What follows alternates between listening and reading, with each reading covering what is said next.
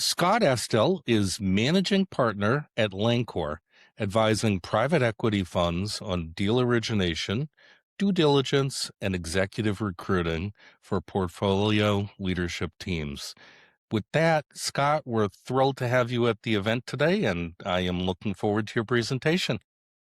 Well, thanks, Michael, for having me, and excited to be here and try to help your audience think about ways to create value in the ecosystem of private equity. So maybe what we do is we start off by saying a couple of things. What are we trying to do holistically? And then how do we actually accomplish it? I think part of the fun that we've had, and fun is a relative term, of course, but part of the fun that we've had is trying to change the world of M&A. That's a pretty bold ask and a pretty bold goal. But part of that is around how has the world of value creation evolved over time? Because it has, right? Anytime that you're making a company better, there's lots of ways to do that. We're going to talk through that today. And then how does anyone take advantage of that? Part of the problem is how do I get into the world of private equity, and how do I take advantage of the value creation levers to pull myself? Because it's all good in theory, but how do you do it in reality? I think that's what we're going to try to accomplish today. It's one of the classes that I teach, or adjunct professor up at Columbia Business School, and the whole reason of building this business in the first place. So the first slide here, and the audience will probably know a lot of this, but how has value creation evolved over time? When private equity's been around for a long time, it used to be, families, high net worth families would buy companies and, try to make them better over time. And as that became more institutionalized, everyone remembers the, books like Bonfires of Vanities, or, pick your example, where you would buy a company for as little equity as possible, lever up that company with a bunch of debt, and then the company itself would pay down the debt. And then at the end of the day, the person or the institution that put in the capital only put $1 or $2 or $3 into $100 value company, but then at the end of the period, they own all $100. It's a great math equation. The problem is everyone figured that out because it made a lot of money. Everyone went to the same business schools. Everyone figured out how to create value by using leverage. And so that's what this first bar here is. Where is alpha? Where's real value found back in the 80s and 90s? And it was by leverage. Over time, as I said, people figured that out, and it became less and less as a percentage of where that value creation is coming from. The next big one became multiple arbitrage. Companies that had 5 or 10 of EBITDA sold at a lower purchase price multiple than companies that had 20 or 50 or 100. And part of that is because if you had 100 of EBITDA, you're less likely to go bankrupt than if you had 5. And so you had to pay a higher price for those companies. So the next tool in the toolkit for private equity was, well, listen, if I got 5 or 10 of EBITDA, how do I grow it to 20 or 30 or 50 of EBITDA? Not only does EBITDA grow, but the purchase price multiple that you're applying to that EBITDA also grows, right? So the math is EBITDA times purchase price multiple equals value. But if both of the A and the B are growing, then you have it's sort of a lovely math equation where you grow exponentially. So that's what multiple arbitrage did over time. And that also is important, but sort of reduced over time because everyone knows that game. And so the third lever over time is operational improvement. So you're supposed to make companies better when you buy them. But the rub with private equity historically is all you're doing is cutting costs. All you're doing is hollowing out the business. All you're doing is increasing the profitability and then selling it.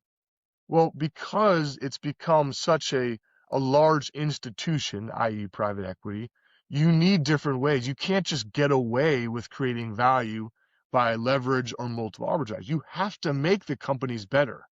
The problem is most people in private equity look like me. They're a bunch of finance nerds and they love math, but they're not necessarily operators.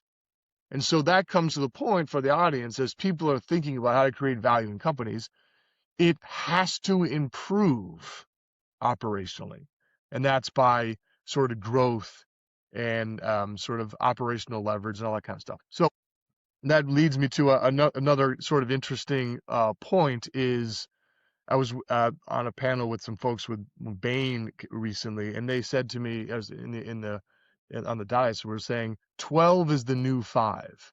So what does that mean? Back in the day, and sort of the examples we were talking about, you would have to grow at 5% per year to get a 20% internal rate of return and a 2 to 2.5 multiple on invested capital MOIC. So that's a decent return, right? The problem is now you have to grow at 12% to grow to do what you used to do when you only had to grow at 5. So what does that mean? And why is that? Well, listen, debt's not free or effectively free anymore. So debt's getting more and more expensive, right? And the purchase price multiple, which multiples have gone up. So today, because there's so many private equity firms chasing the same number of assets plus or minus, basic supply and demand would suggest you're going to pay an irresponsible purchase price multiple for a company. So because of those two things, you need to grow now at 12% when you used to only have to grow at 5 to get those same returns. So that's a lot of headwind coming at you to create value. So it also keeps coming back to what lever can you pull in light of all these facts? And that lever to pull is having operators create value. So that's the quick overview. If we look at the next slide here, this is the life cycle of a deal. So meaning bucket 1 is like, what do you want to buy? So there's a lot of companies out there. How do you figure that out? We'll talk about how to create value there with operations, with actual people in this audience, or sort of operators generally. So bucket 1, what should you buy? Bucket 2, once you cross this line and you actually have an asset that you may want to buy, how do you figure out if you should? Welcome to diligence. You need to figure out, just because it looks pretty on paper or the model says it's accretive in the first year, doesn't mean it is. Just because it has a hockey stick of growth in the future doesn't mean that's necessarily true. There's a lot of work. So how do you diligence that? And before you buy it. And then third, once you cross this, now you own it. You better make sure you're going to do the things you said you're going to do when you had the belief, whether it's through investment committee or whatnot, to actually buy the company. So the point is, we work throughout the life cycle here, working with operators, right? The most underutilized arrow in the quiver of private equity is independent board director. They're relatively inexpensive from a cash standpoint. And the reason why people love it is they can leverage historic experience and scar tissue and muscle memory to create value if they're in an asset today that's different than the one that we're talking about, because they're not conflicted anymore. So we work with operators to help identify assets that are interesting and work with sort of private equity firms to sort of do that along with the operators. Once we identify an asset, we're also working with these individuals to say, what's the game plan? The classic argument is, it looks right. Is it?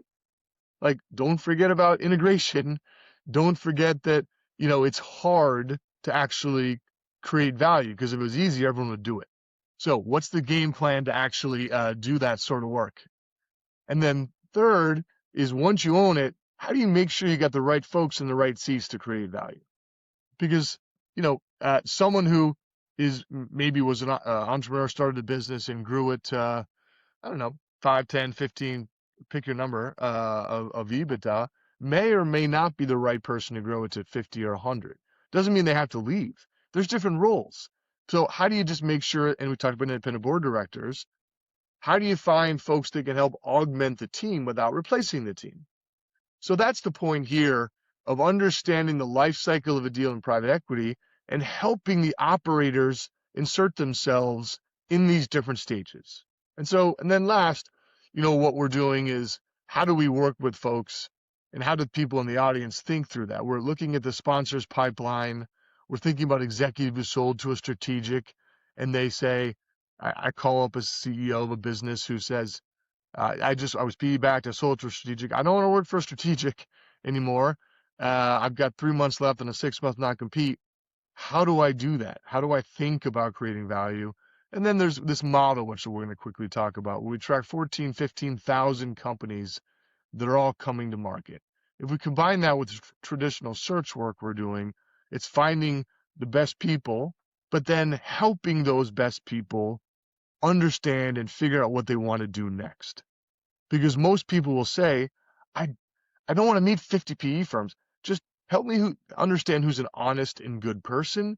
Let's go create an idea and an opportunity that's compelling, and let me do my job and make a lot of money, both for myself and for my management team, but also for the partners, the private equity firms that we're spending time with. So that this whole thing is how you create value.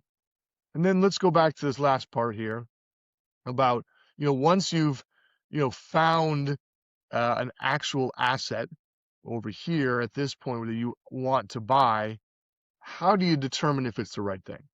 So when I built this business, I don't know, a decade and change ago, I told all my I was a banker for 17 years and started my own investment bank.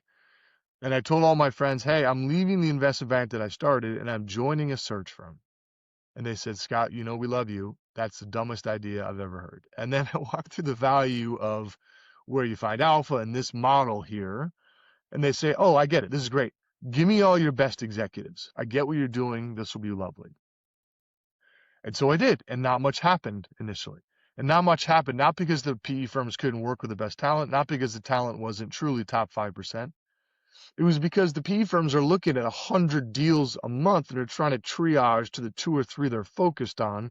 And if I introduce a really good executive to a PE firm, when one of those make it through the funnel, oh, that's great, but that is threading a very tight needle.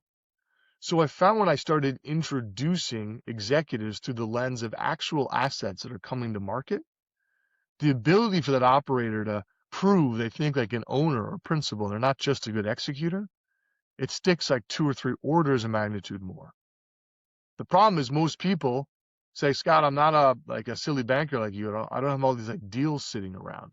So that's why we've built this model of these 14, 15,000 companies that are all coming to market, which is too big. But I can cut that number by industry or size or scale or scope or geography, whatever is relevant for that precise operator. And we cut down that list, we come up with 2 or 3 or 5 or 7 companies out of the 14, 15,000 that are really interesting. And then we say to that operator, all right, you pick these 3 or 4 or 5. Why?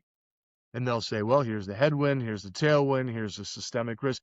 Based on my experience, this is why I think this company is sort of compelling. Great. Then I bring that to a PE firm and say, listen, PE firm, I know you like this subsector of the economy, healthcare, consumer, industrial technology, because I spent my career as a banker, jamming M&A product down your throat, and hopefully a more enlightened version these days. I got an executive. He's had a successful exit with a PE firm. We've got 4 or 5 companies that are all coming to market. He or she's got an angle on it. You want to hear the angle? And boom, now we're off to the races, where I've got an executive who's getting 2 to 3 times the equity because we're bringing that idea to a PE firm. So we closed 10 deals last year, introducing executive A to PE firm B with idea C. So that's this combination here, combined with the 120 searches we're doing a year. So the whole point of this is search on its own is not a great model, in my opinion, because one person gets the job and 99 don't. But how do you leverage the top pick your number percentage of folks that are really good but don't want to move to New York or Atlanta or London or California? Or how do you sort of be proactive in idea generation? So it all comes back to our initial comment, Michael, which was you need to have borderline delusional goals in life just to keep life interesting. Our delusional goal is to change the world of M&A. You need to create different ways to create value. And doing it the old way just purely doesn't work. You need to have operational insight early and consistently throughout an ownership period. And the idea is, how does someone who's never been in PE, not that PE is the greatest thing since sliced bread, but you do make a lot of money and it's fun to improve at pace. How does anyone who's not necessarily even been in PE leverage their experience in a way to have fun and create value with companies. So that's the overview of what we do. And of course, I'm happy to, be helpful to anyone that finds that interesting and be more precise around their particular industry and circumstance to take the ethereal and make it practical. For everyone that's listening in live, in front of you, you have a Q&A box. Type your questions into the Q&A, and Scott will be joining us on the very next panel that's coming up in just a few minutes. So we will get to as many of those questions as we can, and look forward to that panel. Scott, thank you for that great presentation. Yeah, thank you.